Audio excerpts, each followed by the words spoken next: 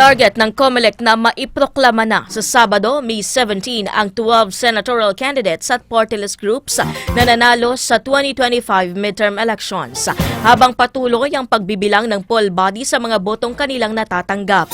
Samantala, napanatili naman ni incumbent Senator Bongo ang pangunguna sa partial at unofficial results ng senatorial race na may lagpas 26 million votes.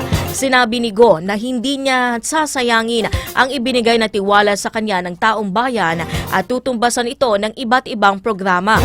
Nagpasalamat din ang senador sa bawat Pilipinong nagtiwala sa kanya at kay dating Pangulong Rodrigo Duterte na nagsilbian niyang mentor.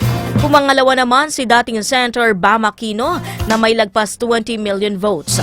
Pangatlo sa senatorial race ang re-electionist na si Senator Bato de la Rosa na magkahalong saya at lungkot ang nararamdaman.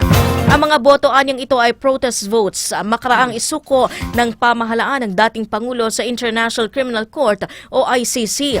Ikaapat ang broadcaster na si Erwin Tulfo na bahagi ng administration slate, habang ikalima ang magbabalik Senado na si Kiko Pangilinan.